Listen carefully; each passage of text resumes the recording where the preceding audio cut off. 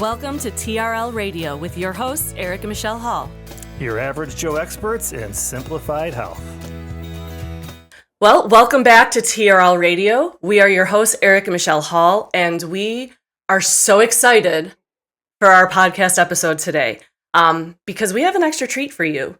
We have a guest who is world-renowned in his field, who we honestly have no business knowing, but he has graciously agreed to spend some time with us today, and we are so excited for what he has. So, babe, why don't you give us some info on our guest? Yeah, so today we have Dr. Will Bulsiewicz, or Dr. B as he's known. He's a board-certified gastroenterologist, a New York Times bestselling author, and one of the most trusted voices in gut health right now. You might have caught him on Good Morning America, The Today Show, The Rich Roll Podcast. The list goes on and on and on. Or maybe you just caught him scrolling through his incredibly popular Instagram. He's at the Gut Health MD. If you're not following, you've got to follow. Dr. B, he makes microbiome science feel like a conversation with your smartest, coolest friend. Dr. B, Will, we're so glad to have you on the show today. The Halls, it's a great pleasure to be here. Thank you for having me. Of course, absolutely. So I guess we'll just dive right into Let's jump it. into it, yeah. So I guess the first question we have for you is, how did you get here? Like, what's your backstory? Were you, a 7-year-old kid who was like, man, one day I want to be a gastroenterologist? Or like, is that something you've always dreamed of? I just really want to play with poop. Yes, I want to talk about poop all the time, which who doesn't? I get it. It's one of my favorite topics. But so how did this all start? Well, I mean, back in the 90s, I always wanted to be on TRL. Yes. Yes, it happened. Here we are. Dream granted. All right, here we are. We made it happen. So dreams do come true, folks. All right. The story is that when I was in high school, I grew up in upstate New York, by the way, just like you all. Yep. And, shout out New York.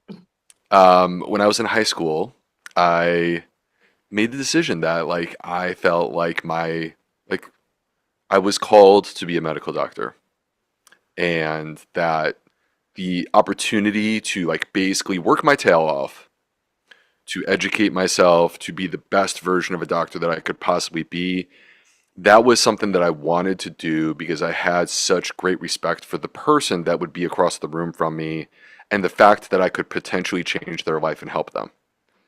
And so to be paid to do that, to help people, that for who I am, that was perfect.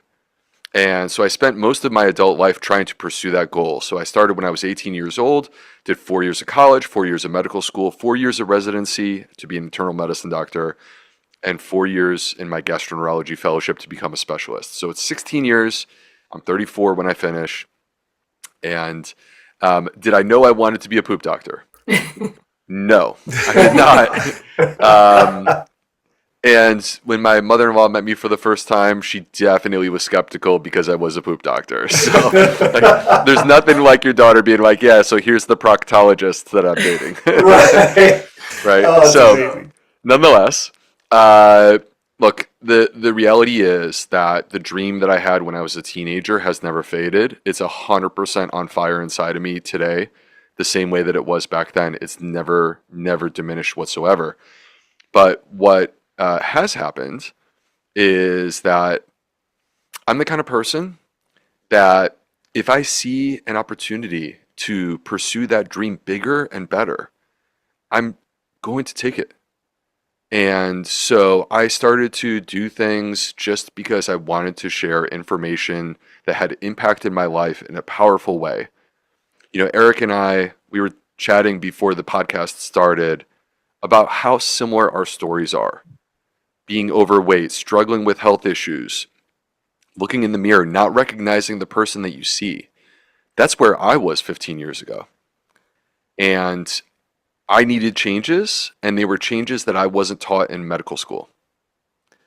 So ultimately, when I emerged from that, I brought what I learned into the clinic, and I saw amazing transformations occurring in my patients. And if we stick to this idea that what I care about deeply is that opportunity to sit with a person and impact their lives in a beneficial way. When I discovered something that could do that, I had to share it. And I couldn't just share it in my clinic. That's not enough. I can only take care of so many people here locally as a doctor.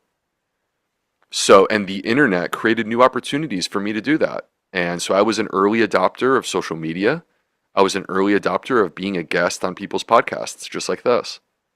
And that led to a book deal. And that book became a New York Times bestseller, and a book that I think really informed a conversation around gut health. And now, as I sit here today in 2026, I have 3 New York Times bestselling books. I'm very proud of that.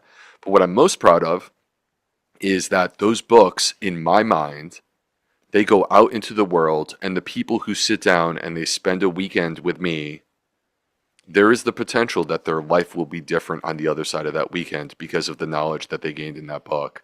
And so that, to me, is like the ultimate version of this dream that I had since I was a kid. That's amazing. And just so like the audience knows, like Fiber Fueled was one of the big tools that helped transform our life. Like it, you kind of have, when you buy a science-y nutrition book, you're expecting one thing, right? Like, okay, there's going to be so many words that I'm going to need to have my like dictionary next to me while I'm reading this. And there were some big words. The cool thing is, in all your books, and we have all 3 of them, you explain it in ways that like someone who doesn't have a medical degree can understand. And so that's what was super helpful, is I can hear these words and say, okay, I don't know what that means. You explain it, and the illustrations you use and things like that are hit home very much for me, from like whether it be superheroes or something like that. I'm like, okay, I can get into this. I understand what he's talking about here. So but let's go back a little bit. So you have your medical degree, you're overweight, and at the top of your class. What was the disconnect there? What are some things that you did, or what did you notice, or what was some of the catalysts that kind of sparked you to take control of your health, at that moment? I mean, look, I knew I wasn't well. It wasn't a secret. It didn't happen just one day. It was a slide that occurred over years, where my priorities were in one place, and what I needed was to change my priorities. So my priority was showing up to that hospital every day and doing the job. And that was 16 hours a day on a good day. Right. And there were times that I worked 30 hours straight and then went home, ate Taco Bell, slept, and went back and did it again. So it was extremely demanding and rigorous. It basically was all consuming. What I had to do to be at the top of my game in that hospital. And so everything else got pushed to the side, including myself and my health. And in the little time that I had, I barely had time to do my own laundry. And in the little time that I had, there were only a few things that brought me joy. And so I decided to just lean into those. And one of them was food. Sure. And so then you end up eating this junk food diet, where you don't put barriers on how often you're drinking Diet Mountain Dew, or how often you're running out to get a $5 meal deal at Hardee's in North Carolina, right? So, but then you pay the price. You don't pay at that moment. It's cheap in the moment, and it tastes good in the moment. But you pay the price, because this starts to accumulate in your body. And I just remember being in my early 30s and looking in the mirror and seeing a person that I don't recognize. Because when I was in high school, I was a 3-sport athlete. I was the captain of two of the 3 teams. And I see myself as an athlete in my mind. And then the picture told a different story. The mirror told a different story. And so I knew I had to change, Eric. And what I tried to do, being like I was a single dude. So in my early 30s. So what did I do? I was like, I'm going to work out. I'm going to work out so hard that it doesn't matter what I eat. Right. So I was going and smashing 45-minute workouts like 6 days a week. And then after the 45-minute workout, I would run somewhere between a 5K and a 10K. Or if it was the summertime, I jumped in the pool. I was in North Carolina. I jumped in the pool and I would do somewhere between 50 and 100 laps.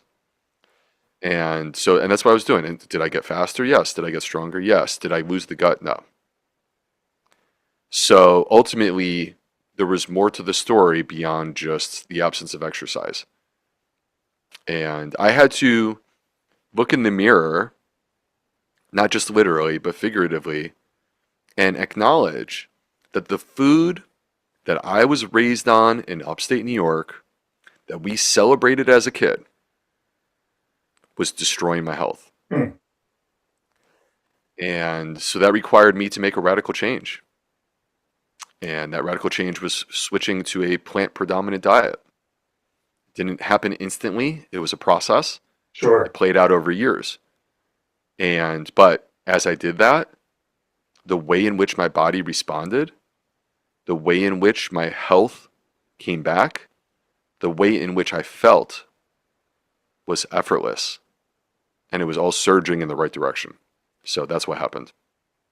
It's amazing. I know, like for us, food was such a huge part of it. So I'm like a self-proclaimed foodie. I love food. I love when there's memories tied to food. And so I wasn't willing to give up delicious food, but we thought we ate healthy for the longest time. Right.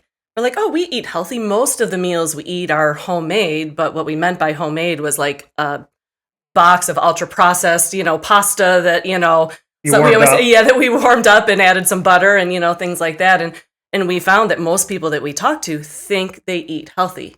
Everyone's like, oh, I know that I eat out or I eat this or that every once in a while, but I'm relatively healthy. But when you really look at the things that you're putting in your body, you realize, oh, maybe I'm not as healthy as I thought. So having that fiber fueled when we were like, okay, we don't eat as healthy as we thought we do. We definitely don't get enough fiber. We don't get enough fruits and veggies in our diet. And most of what we're eating comes from a box. Right. And so, to hear you said, we get that.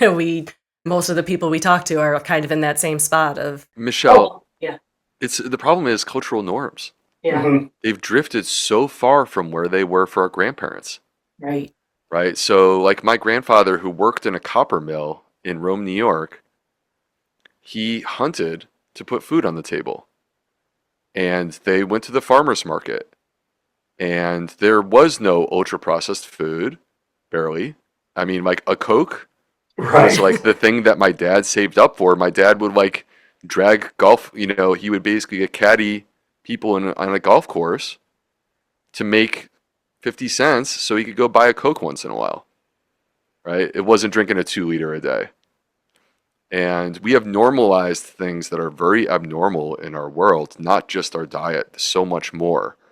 But also there's a broader story as well about how the food system has changed, and the food system is basically just trying to get us to buy their products without any concern whatsoever whether or not it's good for us. Yeah, I mean, goodness, there's a whole podcast episode right there for sure. But before, because I want to probably get back into that. So some of the things you mentioned here, we have these cultural norms now, and so that the normal is actually abnormal. If you think about how long humans have been around, it's only the last 50 years, maybe 100 years at most, where things have really taken a turn to where they're much different than they were way before that. You were talking about hunting, and ultra processed foods really didn't exist. But nowadays we have this whole new norm. And I know that you're a crazy person like us. We're married with 4 kids. I know that you are married with 4 kids. So equally psychotic as we are. Awesomely psychotic. Yeah, awesomely psychotic. Honestly, we always joke, we wouldn't change it for the world. Absolutely. But whenever people are how many kids do you have? We have 4. They're like, oh my gosh, you guys have 1 million kids. Well, no, we have 4. We have 4. It's so fun. It's so fun, and also can't wait for those grandkids one day when there's just yes. That is where I'm at right now. I'm I don't want them to come yet, but our kids are 18 to 24, so we're right on the cusp of it, and I'm like, okay. I'm ready for this grandparent thing where you love this child as much as your own, but you send them home. That's a wonderful thing. I'm excited. Speaking of family, total side note here, but we're just on vacation, right? With your family. I saw through the newsletter, right? Yeah. You guys went to Universal? We did. Yeah, we actually had an amazing trip. And one of the cool things about being down here in Charleston, South Carolina is you wouldn't know it, but Orlando is only about a 6-hour drive from here. Oh, wow. I didn't realize So, it was that close. yeah, so like in the same time that it takes you to get to, like how far is New York for you? 7? Yeah, yep. And then obviously you get closer to the city, depending on traffic, it can get way longer. But yes, you are correct. So within your own state, it takes you longer to get to one place than it takes me to drive to Orlando. Wow. And go to Universal or Disney World. So anyway, so I took my kids to Universal and we had a fantastic time. I'm not paid to say this in any way. They have a brand new park called Epic Universe, and We can't wait to get there. it is epic and it is phenomenal. And especially like if you're someone who grew up in the 80s the way that I did, the way that it seems that we did, Yep. then like the Nintendo Land. Yes. Oh my goodness. Like the kids are absolutely loving it. And I, as the dad, was loving it just as much. Like I was right back to being a 9-year-old. Oh I my love goodness. that. I Yeah, saw that- the picture with you with the Mario hat. Yeah. And like you can get these things called power bands. And basically they have these, like the whole world is interactive. So you feel like you're in the game. And the kids run around and they punch blocks just like Mario. Like some of them are up high. That actually happens. Oh, 100%. So the kids punch blocks. In fact, some of the blocks are up high, so the kids have to like jump up in the air with their fist in the air to punch, and it makes the coin noise. And then, Eric, they have these mini games. Like this is hard to describe. I apologize that I'm diverting our podcast. No, I asked the question. I love this. Go for it. This is important. Okay. So they have these mini games all within Mario Land where like basically you take on these challenges. And the challenges, they're not necessarily easy. Like you could absolutely take on the challenge and fail. But if you complete 3 out of the 5 challenges, you get a key for each one. And the app is basically tracking this. And so once you get 3 keys, then you can fight the final boss. Bowser. It's got to be Bowser, right? Bowser Jr. So Oh, like okay, Bowser okay, Jr. okay. Yeah. So you go into the castle and you have a final showdown with Bowser Jr. So it's just like, dude, think about this. Like, think about how far we've come with like a theme park where my kids can go and do the thing at their age that I could have only dreamed of back in the 80s. That sounds amazing. I Like know. we went to Universal years ago, and It was our first big family vacation, the Yeah. first time kids were on a plane and all the things, and it was amazing. Yeah. And we have been wanting to get back. We're like, we're going to wait till Epic World is like built, and then maybe a year later where hopefully it's not quite as crazy, but you just solidified it needs to happen. Yeah, the problem is it's so good that I don't think it's going to slow down that much. It's going to be like 6 years maybe. Well, that's so you just got to go for it. And the one thing that we did, this is gonna come across as very expensive, but I think it's worth it. That look, the tickets to get in Disney World or Universal, they're expensive. You're talking about over $100 per person, right? So you're not gonna be able to avoid that. And what I did is I bought us extra passes, express passes. Okay, sure. And so when you have the express pass, basically what they guarantee you is one ride on every single ride. Oh, that's incredible. Okay, so Harry Potter Battle at the Ministry of Magic is like this spectacular thing, but you're going to wait at least 3 hours. Even if you go as quickly as you can, you're going to wait 3 hours, right? So, or you can take the express lane, get in there, do it, and then move on to the next ride. So basically, in one day, we got what I think was the equivalent of at least 2, if not 2.5 days, because we're cutting the line on every ride. Right. That's So Worth it. so it was really cool because the other spaces too, like Nintendo Land is my number 1 draft pick, but there is How to Train Your Dragon. I was not really a fan. This place was spectacular. It was so cool.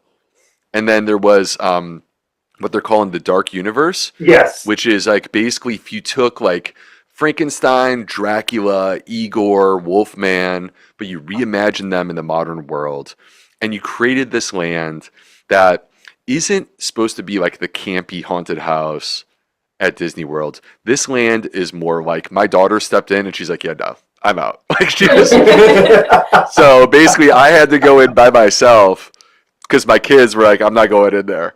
So That sounds incredible.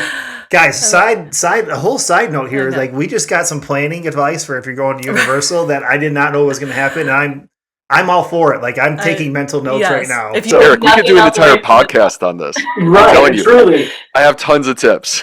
Truly, we'll have you back. Well, it'll be nothing to do with health other than just the fact of how healthy it is to go out and enjoy life with your family, which we will get to that as well, too. Yeah. And But so 20,000 steps. Speaking of family, you're married, you have the kids, modern culture.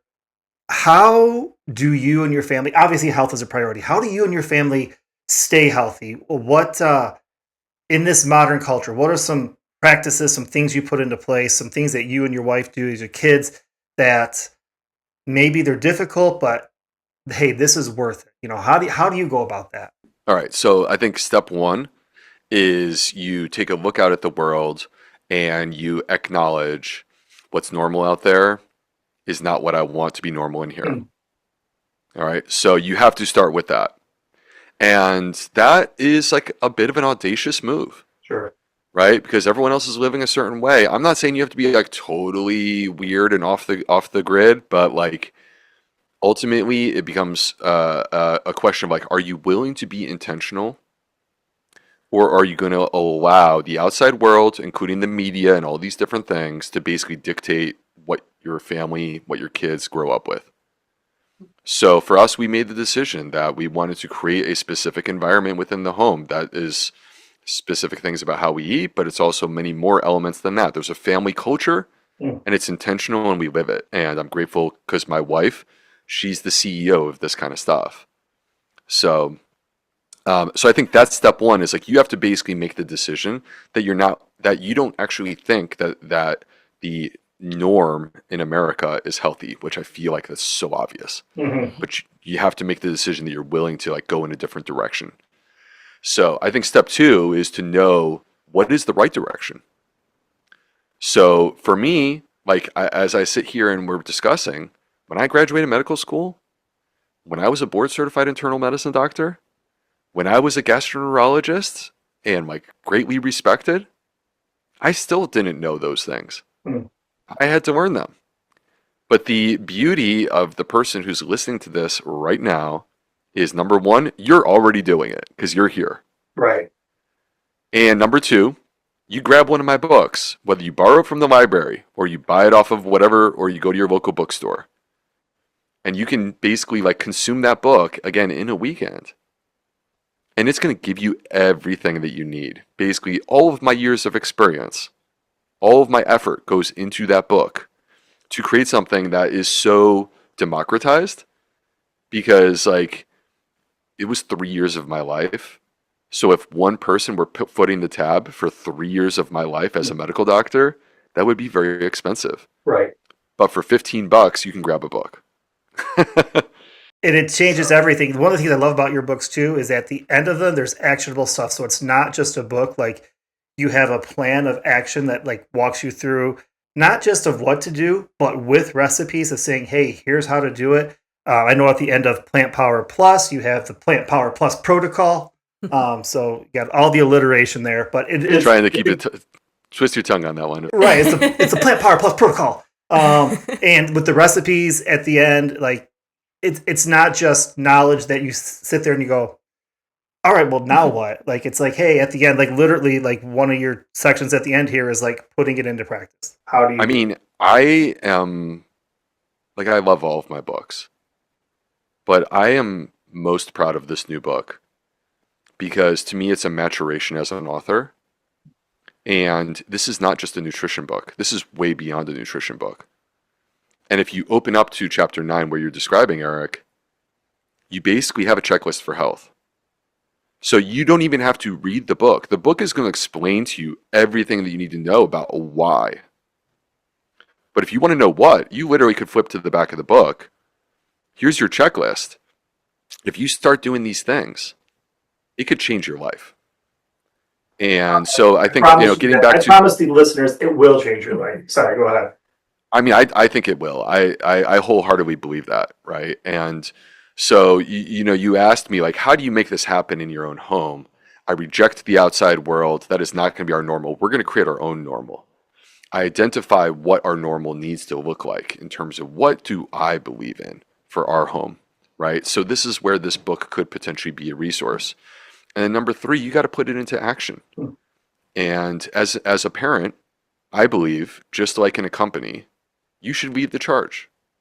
You should show them what it looks like, right? Don't ask them to do something that you're not willing to do yourself.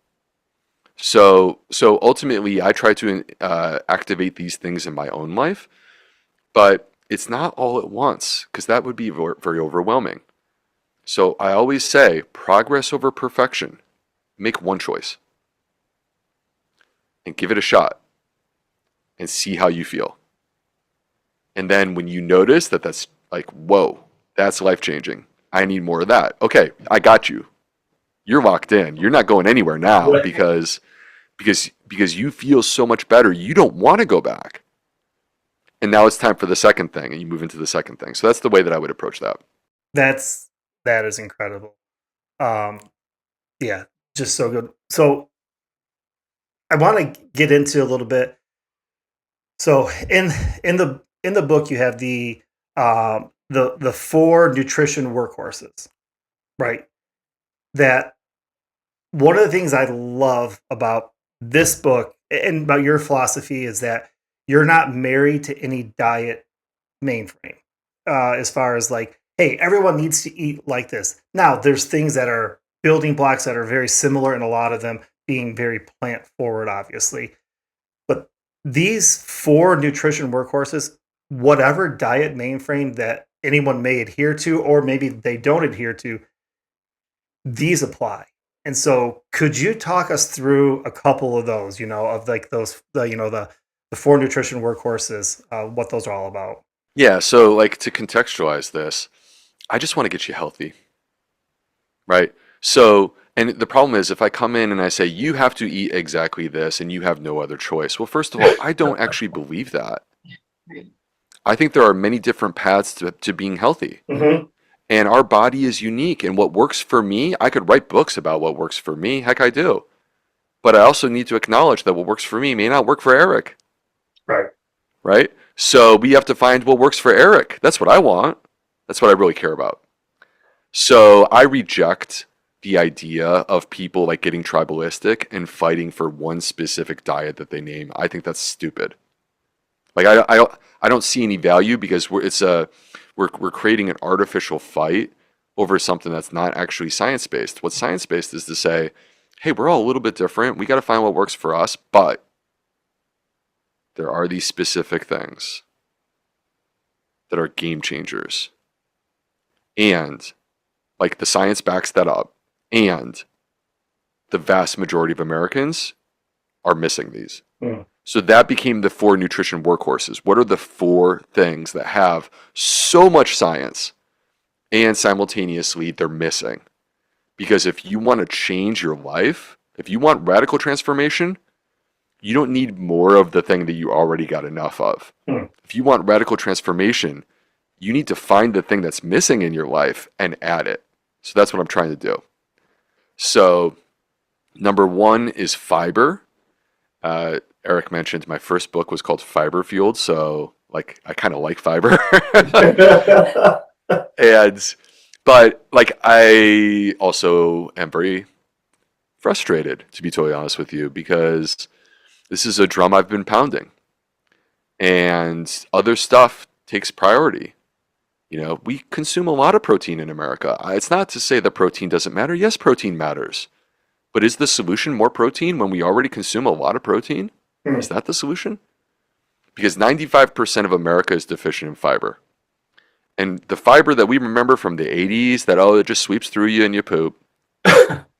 That's not the story here. There's a new story. Science has unlocked a new cheat code, right? And that's fiber, because the fiber feeds our gut microbes. The gut microbes release what are called short chain fatty acids, which are the most anti-inflammatory thing that I have found in my over 20 years of studying medicine. Hmm. And they have healing effects on your microbiome. They have healing effects on your gut barrier. They have healing effects on your immune system. That's what the book is about. But they also spread out into the body.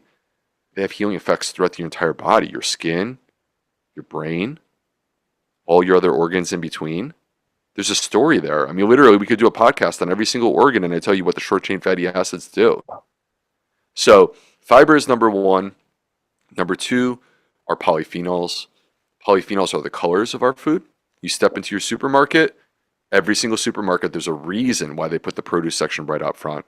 There's a reason for that. They're not hiding it because it's attractive. You're naturally attracted to these colors.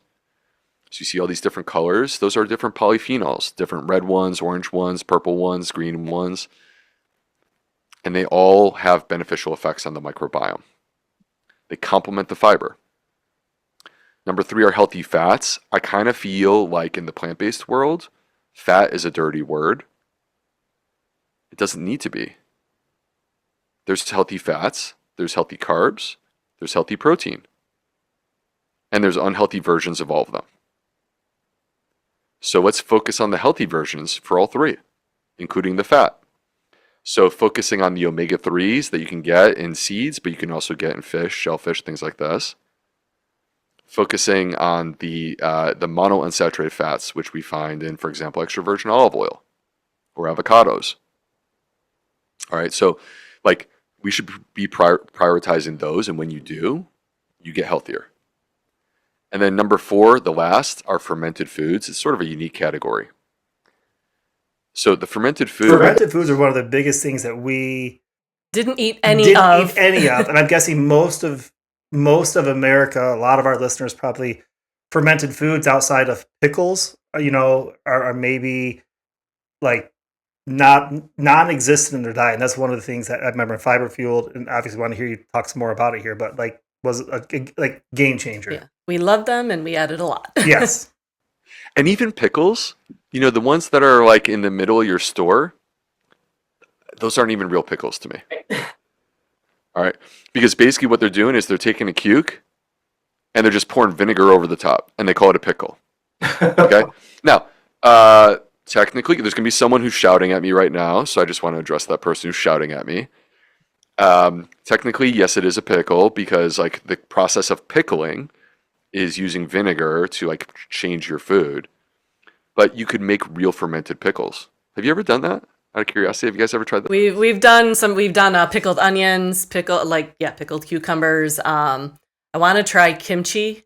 That's like my next on the horizon. We found like homemade. Like homemade. We have yes, kimchi as we part have of our kimchi, diet. but like to try and make homemade kimchi.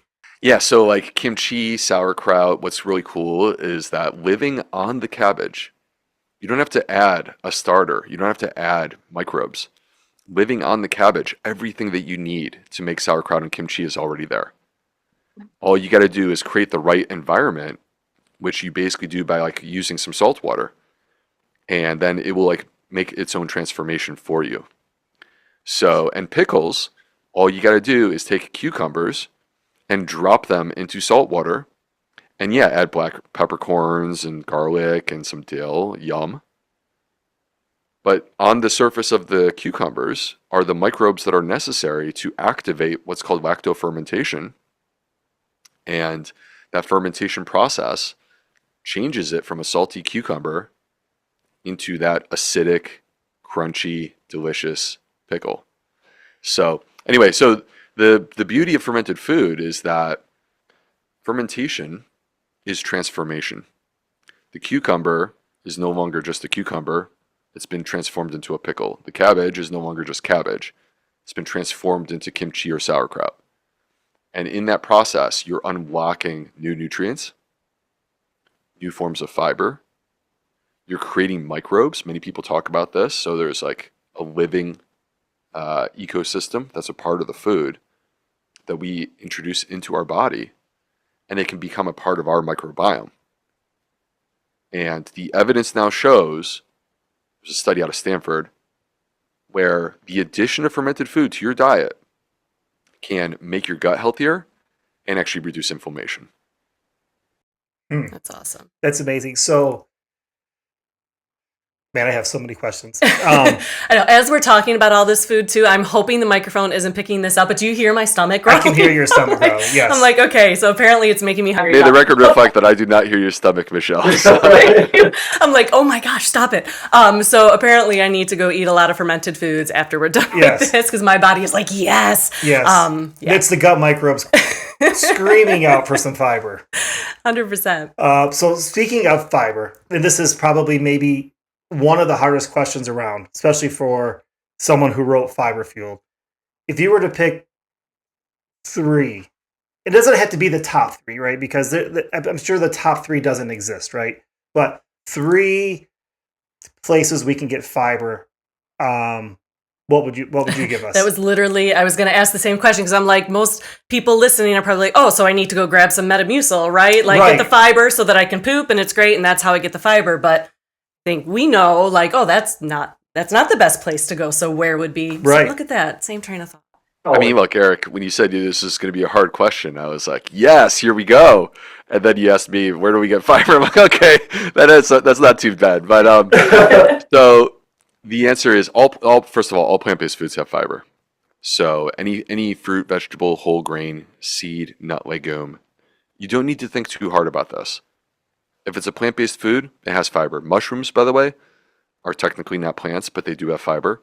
So I'm bestowing them honorary plants. Nice. Yes. And if I may, you're asking me, where can I find these? What are my top 3? Okay, fine. I'm just going to give you my favorites. I like avocados. Yes. I like avocados. I like raspberries. And honestly, a good crisp apple is pretty hard to beat. I mean, literally just name some of our favorite things. Like raspberries are my favorite fruit. Okay, so I got to ask this. Do you have a favorite type of apple?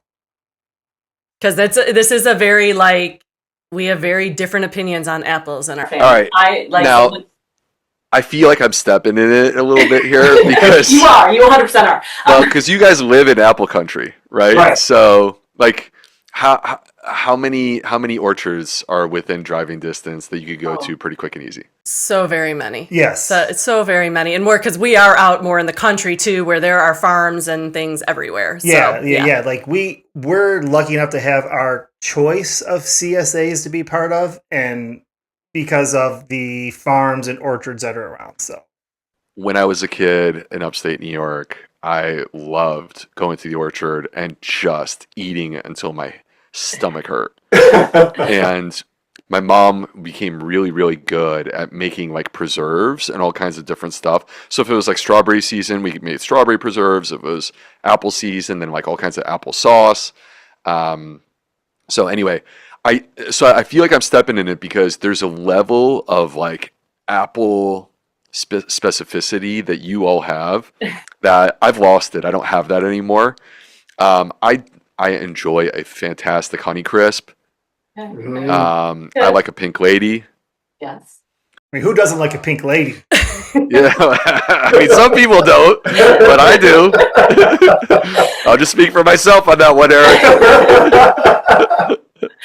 All right. And down here, we don't grow apples down here. They don't grow in Charleston. So, like, we have other stuff. We can get citrus fruits down here. Okay. So, and we get a lot of other stuff, great greens, great collards. But I go to Trader Joe's for a lot of my apples. There's an envy apple. There's an envy apple that they have that's really, really good. Yes. It's got that crunch. So I'm one of the crazy people who I love Granny Smith because they're tart and super crunchy. Everyone else is like, why do you want to bite into a sour apple? And I'm like, I don't know. It hits. I just love it. But everybody else likes the envy. The Jonah Gold is another good one. Yeah. But so I just was curious. Just dropping our apple knowledge on you. No big deal. Yeah, stop showing off over there. So with eating, is timing important at all? With eating, Massive. talk to us about that. Yeah. All right. Well, so here's the thing that you need to understand is that um, the sun rises and it falls, and your body has been trained to organize around that clock, right? So if you didn't maintain some sort of schedule in your life, if it was a completely spontaneous and you had no clue what's coming all day long and you just had to react, you have to admit that'd be kind of stressful, am I right? Michelle, what do you think? Oh, 100%. I need a plan. Yeah, exactly. So the circadian rhythm is the plan. And your cells, they all have been basically taught to expect information of like what time of day it is and what the plan is and what we're going to do at certain times. Your genetic code, more than half of your genetic code, flips and turns on or off at specific times of day. Hmm. And then your microbiome, which technically is not your own cells, but it lives inside of you, and it outnumbers your own cells. You are less than 50% human. That blew me away when I read that, by the way. In the book, I was like, what? So anyhow, sorry. Yeah, and those microbes, they're biologically active. They're not just sitting there. They're active. They're working for you, right? This is like your AI agent before AI agents existed. And sorry for the nerdy joke, everyone. I got to laugh out of Erica at least. Michelle's like, dad joke. No. I'm used to it. I tell you what, like, Yeah. dad joke king over here, so Yeah. so I love it. Okay, well, but these microbes, they're biologically active, and they actually, like the research has shown, that they're actually fluctuating during the course of a 24-hour cycle to meet the moment. Where if they know what you want to do at what time, they'll meet you there, prepared and ready to go, right? Whereas if you don't let them know and it's just, spontaneous chaos, then they're forced to constantly react and respond. That's stressful, and they're also not built for it. So basically our body was designed to have a circadian rhythm, and what we know from the research is that meal timing does have a massive impact. So you could eat literally the exact same meal, but at two different times, and the way in which it impacts your body, including your blood sugar, including your blood fat, including inflammation, will be different just based upon the timing. Crazy. Like crazy. So someone listening could be thinking like, okay, man, this seems so complicated. But it's really not. It actually kind of makes sense, right? Like with the timing of what we're doing. All right, so like let me present the general idea of like some of these rules, and then you tell me whether this is just like completely intuitive and logical. So, because what I find is like nature makes a ton of sense. Right? So, if you eat the exact same meal, but you eat it at 2 a.m, it wrecks your sleep, it wrecks your metabolism. You will actually like be messed up the next day as a result of this. You will increase inflammation. I mean, doesn't that kind of make sense? Like that we shouldn't be eating in the middle of the night? Aren't we supposed to be sleeping? Right. Right? The body was not designed for us to be doing that. Right. In fact, they have these studies. So some of the people who are listening right now, they may be shift workers. Thank you. 100%. We appreciate you. And these shift workers, because I've been there, I have worked in the middle of the night. They actually did a study where they took those shift workers and they said, we don't want you to eat in the middle of the night. We want you to wait until you get home and eat when it's light out. So eat before work and then eat after work. Don't eat during work. And what they found was that actually those people did so much better. Interesting. Because the body, even when you work the night and you might think like this is my normal, no. Your body still acknowledges that it's dark outside. Your body still thinks it's nighttime. So it's not designed for what you're trying to do. So that's one idea, is like eat when it's light outside. Right. The second idea is, okay, so you wake up, you're starting your day. When does your body really need energy? To start the day or at the end of the day right before you go to bed? Starting. If I was a betting person, I'd put all my money on starting the day. Yeah. So it's completely intuitive. And once again, this is the way it plays out biologically. That they've actually had these studies where people take the exact same food, but they shift it earlier. So instead of like having your first food at lunchtime and your last food at 10 o'clock at night, what if we shift all of that 4 hours earlier, where your first food is at 8 in the morning and your last food is at 6 o'clock at night? Okay? And those people, they're metabolically more healthy. They have better blood sugar control. They actually tend to lose weight. They have lower levels of inflammation. So like literally just the shift towards an earlier time frame, which to me makes a lot of sense because that's when you need the energy. You're starting your day. You've been resting. You need to power up. You need to get your body what it's looking for. Let it know that like there's actually a source of energy. And then that way you can power through your day. Yeah, that makes sense. Yeah, like it makes sense. So it's not so much of all these rules you got to remember. Literally, like if you just think about how nature works, and that's one of the things that I think is maybe one of the biggest hindrances to at least American health is our disassociation with nature, that we think we're so independent of. I'll give you one more, Eric. So, and then we can summarize these general, like, sort of what I would say is like circadian timing, circadian eating rules. So here's my last one. If I take you as like someone who's a hard worker, and I work you for 24 hours straight, do I get more out of you than if I what would I get more out of you? Like where are you better? If I work you for 24 hours straight, or if I work you for 12 hours, send you home, let you rest, you power up for 12 hours, and then you come back and you give me another 12. Which one am I going to get more out of you? I'm going to say option B, 12 with rest, 12 on. So obvious, right? But yet with our microbes, we don't even think about that, right? Because if basically what you do is you go about your day and you have your dinner, and then it's after dinner, and you're going to sit down on the couch, watch TV. Look, I do it too. Love it. Watching a couple interesting TV shows these days. There's some great TV shows out right now. We could talk about that too. We could divert into another non-nutrition topic. But anyway, you're going to sit down on your couch. Look, you're going to be tempted. Oh, I want some snacks. Let me go raid the cabinet. Oh, I want some sweets. Oh, I'm going to have a drink. Right? And all these things that you're doing at 10 o'clock, or even worse if it's later than that. Guess what happens when you go to bed?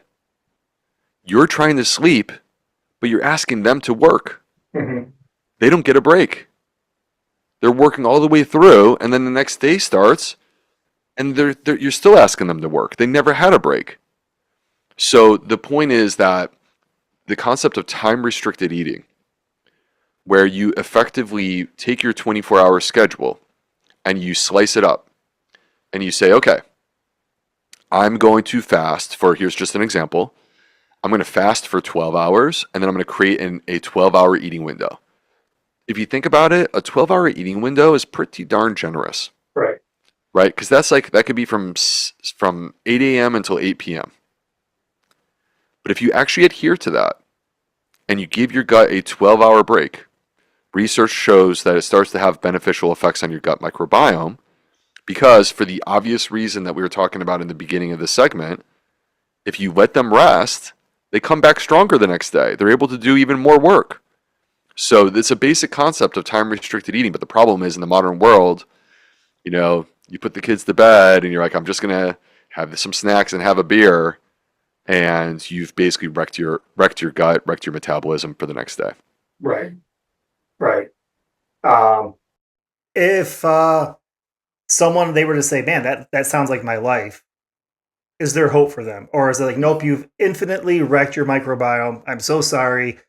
Hang up from this podcast. Good luck to you. Yeah, there's no hope. Sorry, folks. I'm just kidding. No, they're like, the beauty of the gut microbiome in what we're discussing is that it is so forgiving. Mm. So it doesn't hold you accountable for the past. It just wants to move forward into a better future.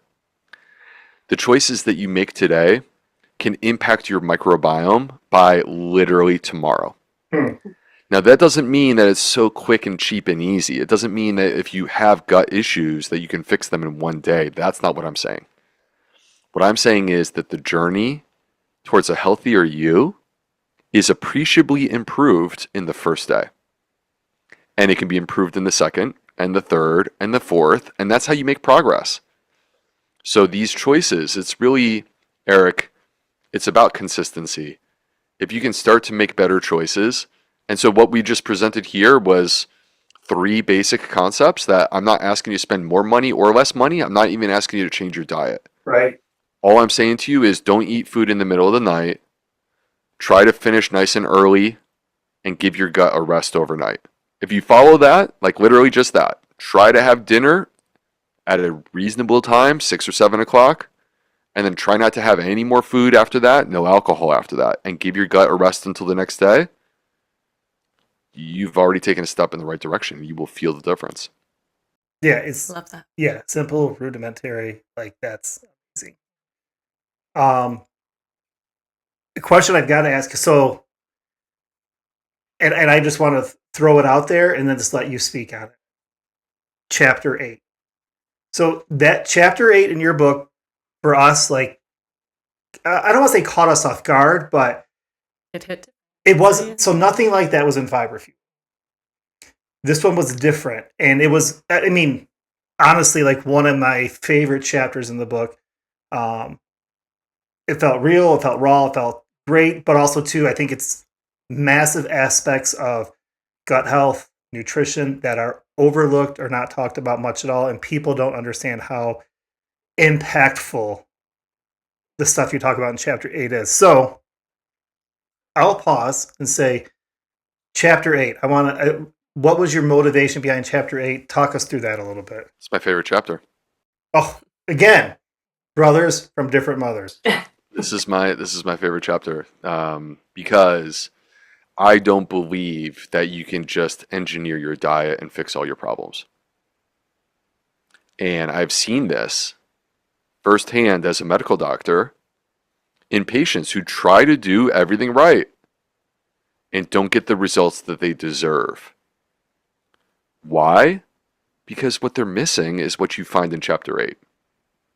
A conversation about the bigger picture of who we are as people. Because we're complex. Mm-hmm. We're even more complex than cats. Contrary to the internet. Yeah. we are complex, and there are things in our life that affect us. They can be things from the past that continue to sort of affect us today. And you may not even be thinking about them. They may be tucked away in that corner of your mind. You're like I know it's there. I'm not looking in that corner because I don't want to see it because I don't like it. I don't want to look at that. Right? But it's haunting you from that corner. It's continuing to affect you. I'm talking about trauma. Mm-hmm. But it's not just trauma. It can also be stressful situations. I've seen people, not necessarily things from their past, but the here and now. I had a patient once who had ulcerative colitis. This was after Fiber Fueled came out. Mm. I gave her everything that I had. I gave her all my tricks. She was a diligent patient. She followed my recommendations. And I was missing something. And then she comes into my office one day, and she looked like a different person. And I was like, you got to tell me. What changed? What happened? Because we struggled. And she came out and told me, I didn't realize this, that she had a boss that would berate her and humiliate her in front of her peers. So imagine being in your 20s, right? So like it's one thing, like I think as a 45-year-old man, I wouldn't stand for this. Right. But imagine being a vulnerable employee just trying to get a paycheck in your 20s, and you show up and there's other people that are your age and the boss is making fun of you. Just getting in the car, her heart would race, her blood pressure would go up. That's activation of the sympathetic nervous system. Mm-hmm. That stressful environment was destroying her gut and flaring her ulcerative colitis. Hmm.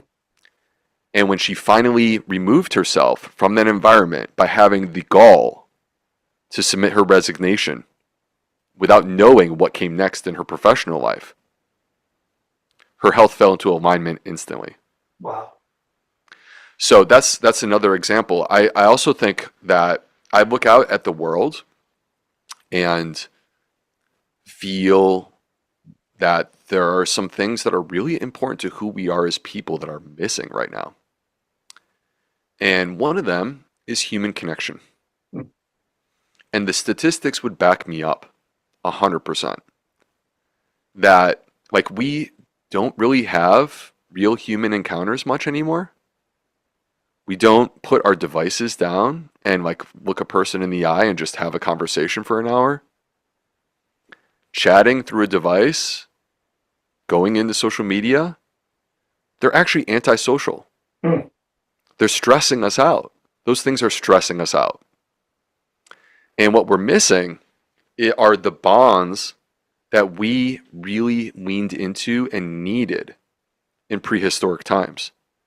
So if you think about where we came from, tribal people, if we were in a tribe, there is no house, there is no car, there is no bank account. The measure of wealth within that context is your bonds to other people. Because every day is a fight for survival. Right. And if you have a team, your team is far more formidable, far more likely for you to get through and survive than you being by yourself. If you get hurt, you need someone to protect you and take care of you. If you get sick, you need someone to find a water source and bring you water. And in the modern world, many of us, we feel like we don't have our team anymore. We feel like we're isolated and by ourselves. And there's an epidemic of loneliness. The data back me up on this. And loneliness has been associated with poor health outcomes, just as powerfully as smoking. Wow. So it's like kind of overlooked. We focus on all these different things. And sometimes I feel like we're fixating on these minor things. They might get hyped up. They might be the big thing everyone's talking about on the internet. But yet it's like this little thing that, like, is that little dinky supplement really going to change your life? When what you really need is to put your phone down and give a person a hug. So wow. I wholeheartedly believe that, like, in the modern world, we need to reevaluate this. And, you know, and there's so much to this story. We could go on forever. But, like, just here in America, the divisiveness, the ways in which we dehumanize each other, the ways in which we pretend that that's not a real person with a family, right? We should care. We should care about each other, regardless of each other's views. Yep. 100%. And we also need to lean hard into those closest to us. So I feel like the dissolution of family that's occurred has been a real problem. And turning that around requires us going back to the beginning of the show, which is getting intentional, building family culture, right? Having a culture that your kids want to be a part of, Yes. and they value that, and they appreciate that. And one day when they have kids, when they have a family, they want to recreate that because it was so special and meaningful to their development, who they became. So, and then the last thing is that we innately are spiritual creatures. Yes. And it's really interesting to take a step back and ponder this. Because when I look out here, I see a beautiful world. I see trees and animals and squirrels and all these kinds of things. But there's no proof of God. Yet, every single culture in human history, like, I am not aware of a culture that by definition did not believe that there was some sort of higher power. Right. They all believed in something. They all came to the same conclusion. They might be different versions of that conclusion, but they all came to the same conclusion. There is a God. Right? And so I'm of the belief that, like, the modern world, which tries to say to us that we don't need that, Right. is actually causing harm. because like I'm a man of science, right? And I've been sitting here for the last hour talking about that. But yet there are some things that science will never be able to explain to me. Yes. And an example that I discuss in chapter 8 is the day that my daughter, my oldest daughter who's 11, the day that she was born. And you hold this child and instantly your life changes. And my orientation was completely different from that day forward. My purpose was completely different. My purpose was for them. And the question that exists is, where did she come from? Science will never be able to answer that question for us. Right. But if you believe that there's something more, then you know where she came from. Right. And similarly, I lost my dad in 2020. And this is one of the things that I discuss in chapter 8. I had a complex relationship with my dad. I'm very grateful, by the way, that in the last few years, we were able to get that train back on the tracks. And we had some great years together. But I lost my dad in 2020, and science doesn't know where my dad is or believes that it's just over. Like he was a bag of cells and it ended. And that is really dark and depressing. Sure. Yep. But if you believe in something more, then you know that he's out there. Yep. And you also know that not only will I get to see him one day, but I'll have the opportunity to introduce him to his grandchildren that he didn't get to meet. Oh. And that will be a special moment.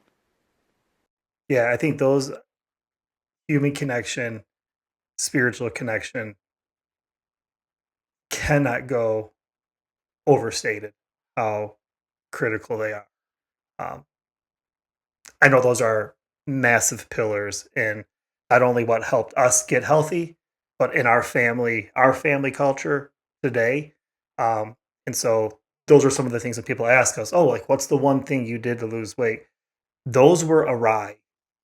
Those were not aligned when I was 330 pounds and diagnosed as morbidly obese and pre-diabetic, and other things changed along with those. But some of those things we kind of had going before, and when we switched that, it made a big difference. Absolutely. Yeah.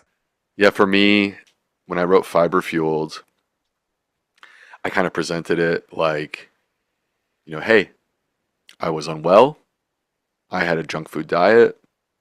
I changed my diet, and that changed everything. And the truth is that I wasn't ready to share this story back then in 2020. And what I really wanted to say, and now I finally am able to get out and say in chapter 8 of Plant Powered Plus, is that my healing was far beyond that. And my healing also came in different phases. It didn't all happen at the same time. Sure. So I changed my diet 15 years ago. That helped me. And I reconnected with my dad shortly after that, and that helped me even more. And then I turned to God, and that's helped me so much more. Wow. And in these hard times, when the world is bonkers, I feel like you have two choices. You can allow yourself to be surrounded by the chaos, and it's going to hurt you. Like, I feel like empty if I spend too much time focusing on all these things that I have no control over. Sure. Or I can turn in the other direction, which is to lean harder into this beautiful family that I have and into my faith. And when I do that, I emerge as my greatest, happiest self. And then that projects into everything that I do. Everything. That's awesome. Amazing. Like amazing. And I'm so glad that we had time for you to share that. Because as I'm reading this, and we talk about this interview, and I'm just like, I can't wait to talk about chapter 8. I can't wait to talk about chapter 8. So I'm so glad that you shared this. So, I mean, I feel like we could talk to you literally for another 17 hours. But I know that you have other things. And so maybe at some point we can get another one on and we can talk all about Netflix shows and we can talk all about so many other things. But we have two questions that we kind of wrap up every episode with. And so, Michelle, why don't you take us away on those? All right. So if you've heard any of our podcasts, you know we always go to our rudimentary ritual, right? So something that is a non-negotiable for us, something that helps us with our health, whether it's spiritually, mentally, emotionally, physically. Maybe all of them? Maybe all of them. Different things that we do, whether individually, together as a family, that are just non-negotiables for us, that this is a ritual that we have in place. And so we want to ask Dr. B, what is a rudimentary ritual, something that is sacred to you, that is a non-negotiable for you? So this is actually like a thing that I've started in the last few years, like post-pandemic, post-fiber fueled. But I discovered it and it's changed everything for me, and now I can't let it go. I love my morning walks. I'll bundle up if I have to. My apologies to everyone where it's 35 degrees right now in Buffalo, New York. 35 degrees. We're That's not warm. bundling for 35. We're great. It's still It's good weather. 35. Well, I don't want to tell you what it's like down here in Charleston right now, but nonetheless, I'll bundle up if I have to.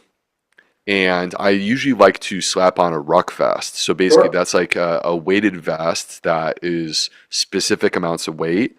And just like basically helps me to get my heart rate up. I break a little bit of a sweat. I feel it. I feel it not only in my legs. I feel it in my core. I feel it in my shoulders, and I feel great when I do that. And I step outside. I take my glasses off. Yes. And I take a walk. And this walk will hopefully be with my wife. We try to coordinate this when we can. And we take a walk, and it's a time for us once again. Like I'm connecting with my wife. I'm connecting with the sun. That sun is, by the way, activating my circadian rhythm. By the way, this is the most powerful lever that you can pull from a circadian perspective, is to actually get morning light exposure, because then it basically sets the clock for the whole day. I'm activating my body by walking, by wearing that ruck vest. And I'm outside, I'm in nature. I see the squirrels, I see the flowers, I see the butterflies. Right? And I have a sense of awe at this wonderful world in which we live. And so it's like a lot of birds with one stone right there. That's what people need to understand. Like, it doesn't have to be complicated. It doesn't have to be a 60-minute gym session. Like, sure, those things have their place. You can knock off, like you said, so many birds with one stone just by, hey, you know what? I'm going to get up. And it doesn't have to be a 17-hour walk. Go for a walk for 20 minutes, 30 minutes, whatever you got. Eric, so I have a private community where we have like hundreds of people, and every month we do a new challenge. And in September of last year, we did a sunrise challenge. It doesn't mean that you had to wake up for the sunrise. It was more so that when the sun is up in the morning, you're going to go outside and get that morning sunlight exposure. And so we had hundreds of people doing this. And the feedback, like here we are 6 months later, everyone is still doing it because it's impacted their life so powerfully, they don't want to give it up. So this is not just me. This is something that is for you, the listener at home, because this could change your life. Yes. I love it. Yep, we're in. Yeah. And then the other question we always have is a recipe. So a recipe that, whether it's a recipe that means something to you, has some kind of significance, or just one of your go-tos or whatever. But what is a recipe that you can share with us today that is one of your faves? Yeah, so the new book, Plant Powered Plus, has over 50 recipes. They are, by the way, developed by someone who is a registered dietitian and a recipe developer. So they're actually like strategically scientific. Okay. But they're also delicious, which is the more important part. Right. So we have a ginger cardamom overnight oats. And the beauty of this is like it's not hard to make. It's delicious. The ginger is intensely soothing for your gut. Mm. And the oats, when you allow them to soak overnight, they are so perfectly designed to feed and fuel your gut microbiome as you start your day. So many times I hear people say, like, on a plant-based diet, what would I eat for breakfast? And there's a part of me that's like, we have choices, and they're all delicious. So, and this is just like one example of Right. how you could start your day. Yeah. We love overnight oats, so we will absolutely be trying those. My go-to is chocolate peanut butter. And now I get to try ginger cardamom. I love cardamom too. So Yes. All right, I'm this super will be excited. amazing. Yeah. We'll post. We'll put this recipe on our website. With all the instructions, and then we'll put a link to it. We'll call it Dr. Will's Orange Ginger Cardamom Overnight Oats. And then we'll put a link to it so you can look at for the Get the book. entire Plant Power Plus. Yeah. So like if you look here, you probably can't see. Like the last at least third of the book is recipes and the plan. So the first bit is teaching you so many things, so many points, so many nuggets that we brought out today. They go deeper into this. At the end of every chapter, you have this chapter has 1,700, scientific studies. No, not 1,700, but like a lot of them have 200 or so plus. Yes, exactly. I know that every chapter has like 200 to 300, that's like scientific studies that are in the back. You can go look at them. So it's not just someone's opinion. That's what I love is that it's life experience that you've done yourself. You've done the work. And also too of like, oh, and by the way, science also backs this up. So this can work for you, which is amazing. So if you haven't already, go get this book. What's that? 100%. And the other thing too is I read the audiobook this time for the first time. Oh, Awesome. So yeah, it was a really fun, interesting experience. And now that I've done it, I don't think I'll ever do it another way. I need to read my own books because it's kind of cool to like hear the author in their own voice saying it the way that it was meant to be. But like, you also have moments where, for example, when I read chapter 8, I'm talking about my dad. And as I'm saying this, I'm like in the studio and like people are like, in a room watching me. I was thinking about him. And it was like a moment, and it kind of got to me. And I think you can hear it in the book. So I think like that's part of what makes a book really cool is like that was an authentic, real moment that you can't recreate. yeah. I love that. That's amazing. Yeah. Like I know when I was reading chapter 8, like it gets you in the feels. It gets you in the feels. You're reading it and you're just like, wow. But it was amazing. So, Will, how can we, if listeners want to dive more into your world, want to know more about who you are, what are the best ways to connect with you? The best ways to get their hands on Plant Powered Plus? Yeah, I mean, Plant Power Plus is available everywhere the books are sold. Go with whatever works best for you. Again, you have options. There's audiobook, there's hardcover, there's the ebooks. You can come to my website, theguthealthmd.com, and I have a free email newsletter. Jump in there, totally free. If you don't like it, unsubscribe. It's all good. But I think that's a great place to start is with the free resources. You can find me on social media as The Gut Health MD. You can find me, I have a new YouTube channel. And it's like, it's only about 2 months old and it's blown up. We have over 50,000 followers. That's amazing. So, yeah. So The Gut Health MD on YouTube as well. So, the bottom line, it comes back to what I said in the very beginning of the show. Is like my dream is to make an impact in people's lives. I've already been given the opportunity here today to do that through this podcast, but I also hope to continue that conversation with some of the listeners who want to keep working on this with me. That's amazing. Guys, today, the man, the myth, the legend, Dr. Will B. We really hope you enjoyed this episode. Hope you enjoyed being able to connect with Dr. B.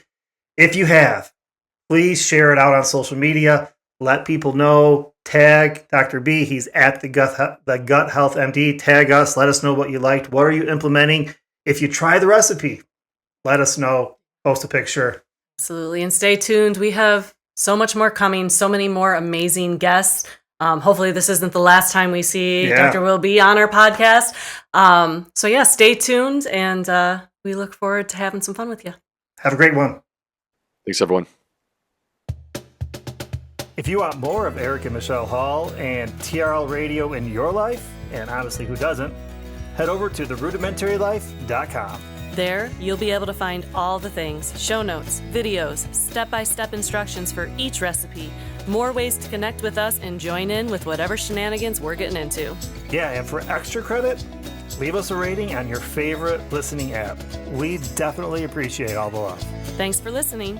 And we'll see you next time.